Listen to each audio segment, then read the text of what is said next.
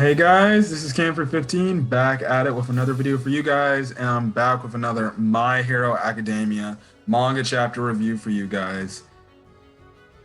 And man, dude, this this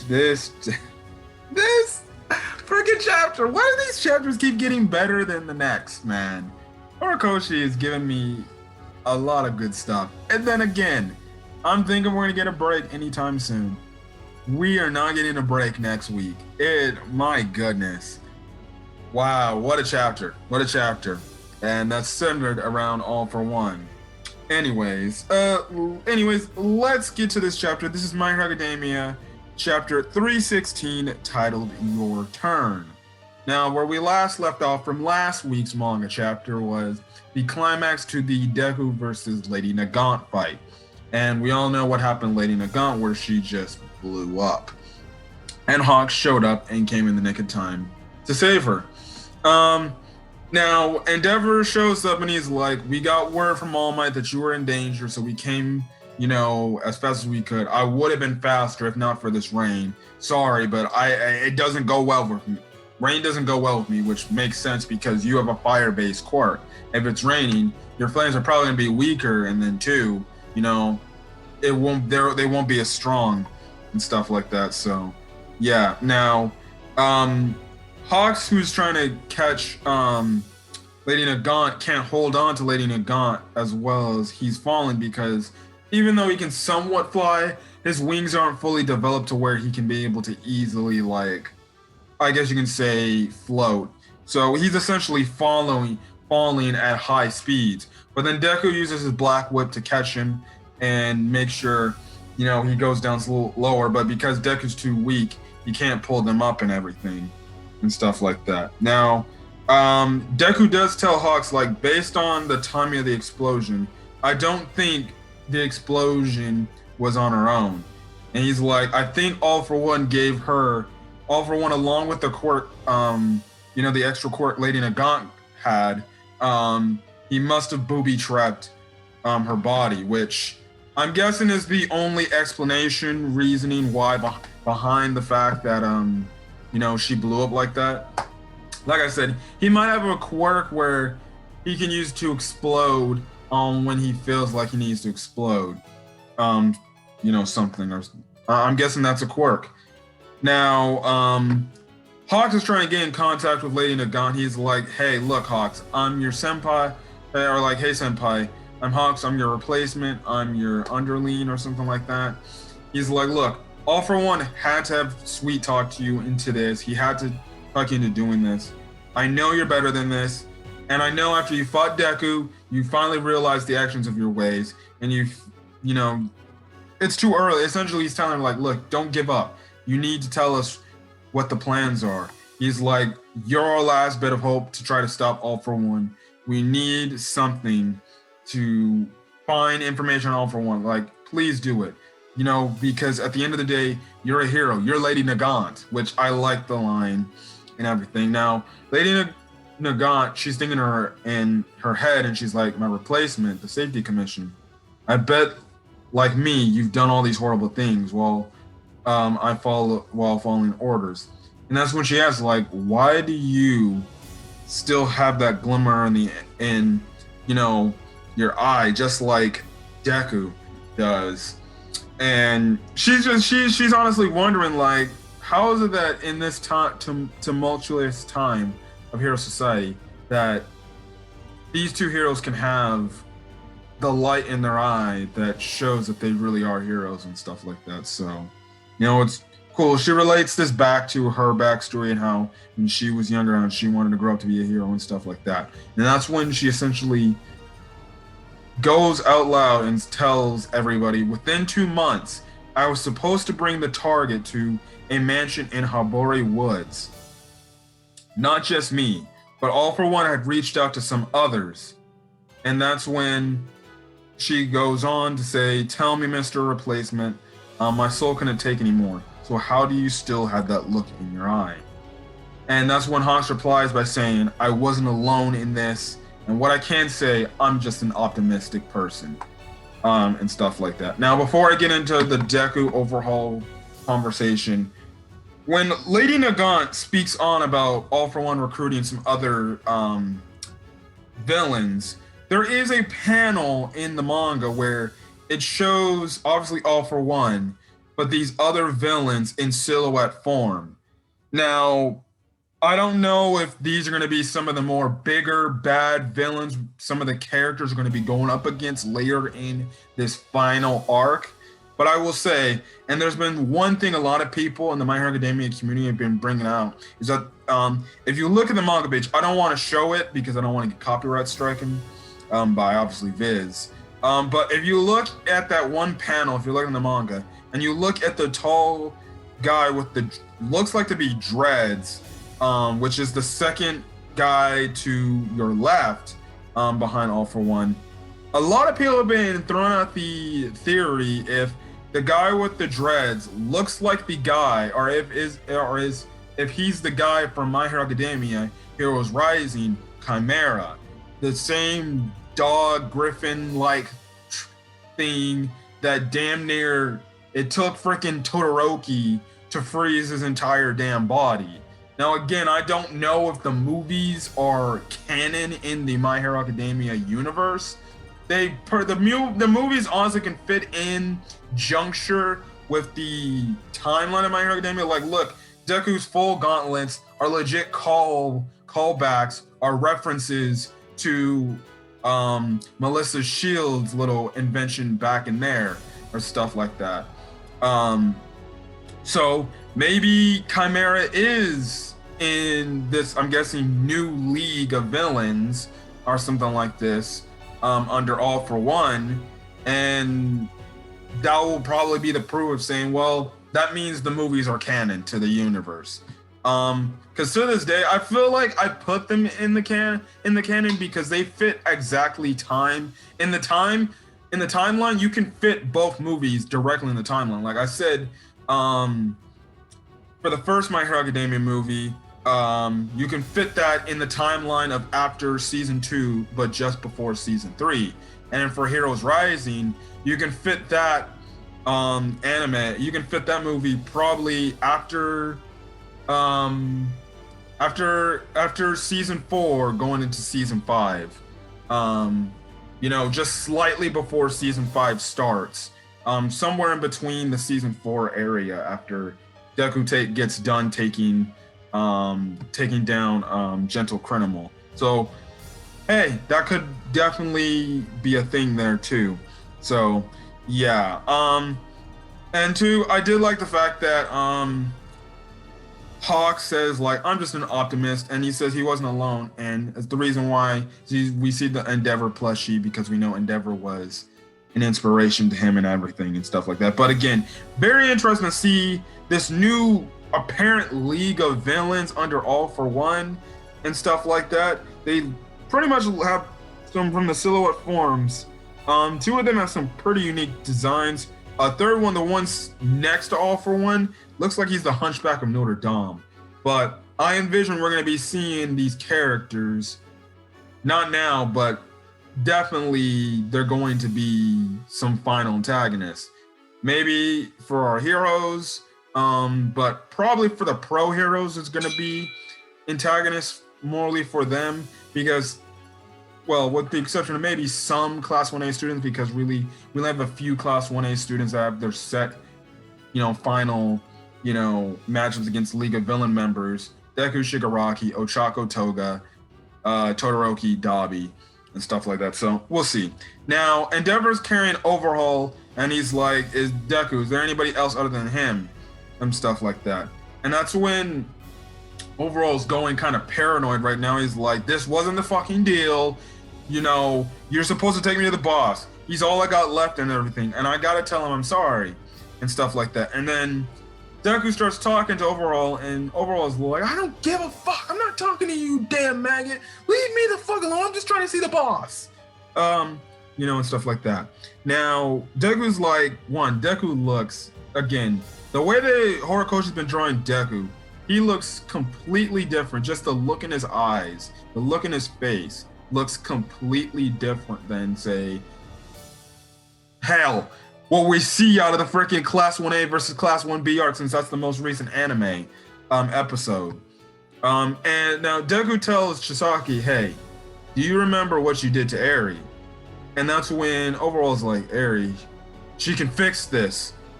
And Deku's like, you want to say sorry, do you, to your boss? Well, if you're willing to direct the same type of energy and passion towards apologizing to Eri for what you did, I'll hold up Lady Nagant's end of the bargain and I'll take you to your boss.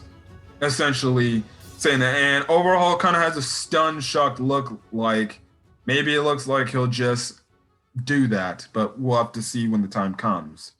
Now, All Might in his Hercules car shows up and he asks Deku if he's okay.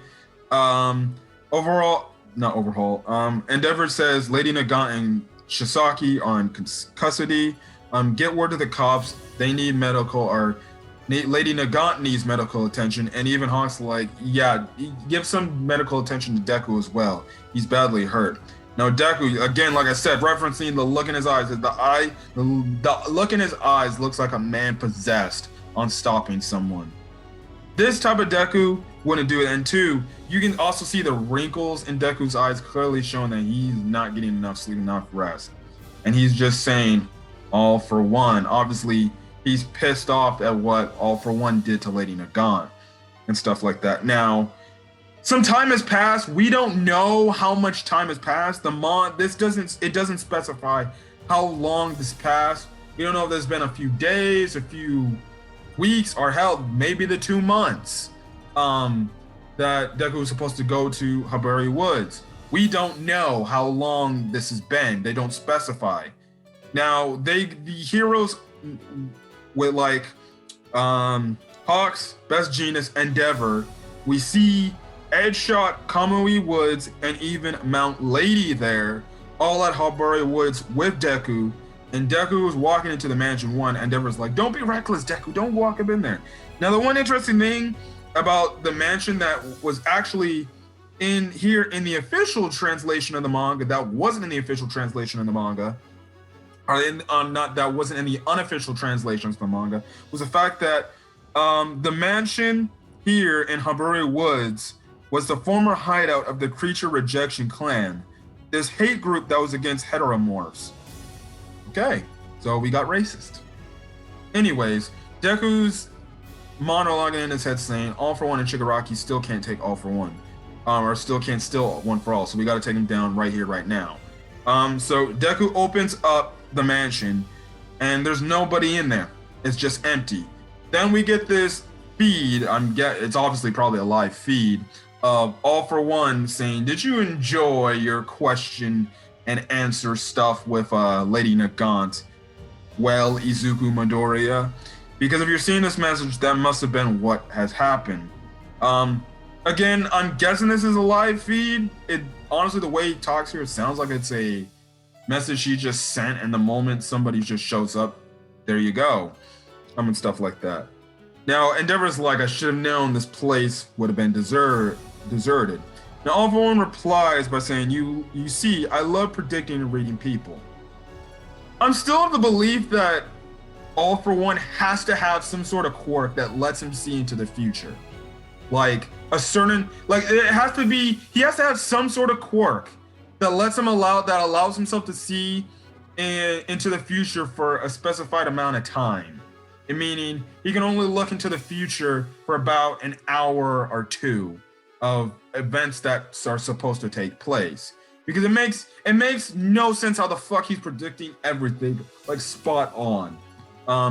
Now, All for One goes on to say, and a boy like you can never outright abandon someone like her. Essentially, he's saying, like, I knew you couldn't abandon a so-called villain who used to be a hero and stuff like that. He goes on to say, I didn't force her, she acted of her own free will. But those poor souls who stumble on the road of life are labeled villains. And he goes into a pretty interesting conversation here, which I will read out the entire thing. He goes on to say, people go on and about quirks preaching the merits of individualism, but ours is a regimented society under tight control. One where the wrong sort of individuality gets you ostracized, purged. Essentially saying, yeah, in this society you can have quirks, but if you're not doing quirks by what society wants you to use those quirks for, then essentially you're rightfully unjust, and you're doing the wrong thing. All for One continues by saying democracy, socialism doesn't matter. There are no exceptions because the root of all of this predates the concept of human society altogether. It's a principle that governs all social organisms. Essentially, again, he's saying like, it doesn't matter what type of freaking government you want in place. This whole hero society, it overrules what that is, because again, if you're using your quirk for good under legal rights, well, guess what? You're a good person. You're doing the right thing. But if you're doing that under wrong reasons, you're not supposed to use your quirks outside of other stuff. Well, guess what? You're doing the wrong thing, and that's not how society dictates that. And you're labeled as a villain, even if you're doing the right thing. Which, again, as crazy as it sounds, All for One does make a good point about hero society and how weak it is and how, garbage it is. Like, I will give him his props. I hate him, but I will give him his props. He makes some very convincing statements. I'm not gonna lie. This is why people easily get persuaded by this clown. Now, this is when he tells Deku, which gets to become interesting. He's like, the path you've chosen is a thorny one. Every battle grinds away at your soul with no end in sight. Can you guess who was on my mind the entire time I was in jail? It was you, Izuku Midoriya. All Might no longer interests me. I've moved on from that great useless which, again, he's just throwing shades at past heroes. Last week he called Lady Nagant the pitiful, woeful Lady Nagant. Now he's calling All Might a great useless oaf. He's respecting these same people at the same time disrespecting them in the same speech, which is funny enough because All Might gave him the most problems. And the last page of the chapter has it to where, oh my god, All for One is pointing at Deku saying, now it's your turn. Just like how at the end, in season 3, or at the end of the Camino arc, after All Might got done beating All for One and the last bit of One for All power within All Might was gone, and when he points to Deku at the screen saying, now it's your turn. The same thing happens here, where now All for One's like, well, guess what? Now it's your turn, and let me see, I hope I can kill this successor of One for All finally. And then if things didn't get crazy enough, you know how All for One love to make Lady Nagant explode? Well, here, he made the mansion explode. Now, I don't know if any of the other pro heroes got caught in this, as well as Deku. I envision maybe Deku's danger sense went off, and he managed to get out of there in the nick of time. We'll just have to find out, but I swear. One, we're getting no break, which again, I'm just shocked that Horikoshi's giving no absolute breaks to this whole story. I thought we would have gotten at least a break where this man could get his rest, his deserved rest. But no, he's continuing on with this and stuff like that. But again, All for One did use the same type of quirk bombing thing, when the message essentially ends with saying, next, it's your turn. Deku and the others are probably going to be okay. Hopefully, none of the other pro heroes are badly hurt and stuff like that. It's going to be very interesting. But I will say it will be a freaking cock tease to find out what happens to these guys if they go back to UA, which I'm still waiting for. When are we going to go back to UA and focus on Class 1A's characters again? Just to see, again, their reaction and their aftermath, their afterthoughts after getting the note from Deku after saying he left. And stuff like that. So, again, very interesting. Can't wait to see that stuff. But hey, if we cut back to here, I'm more than pleased. But yeah, next chapter will hit June 20th next Sunday, and yeah. But this was a good chapter. All for One still being devious. We get hints of the fact that there's these new dangerous villains on the loose now. under All for One, and it seems for the time being, it seems like Lady Nagant's okay, but also it seems like too now All for One is now purely focused on our boy Deku. Anyways, I'm gonna get it for. If you guys like the video, leave a like. Put in the comment section your thoughts on this week's manga chapter of My Hero Academia, as well as hit that subscribe button to get more My Hero Academia content, whether it's the anime or the manga. Other than that, I'm gonna get out of here, guys. I'm gonna catch you guys in the next video. Hopefully you guys are staying safe out there. Until then, guys, I'll see you guys in the next video. Peace.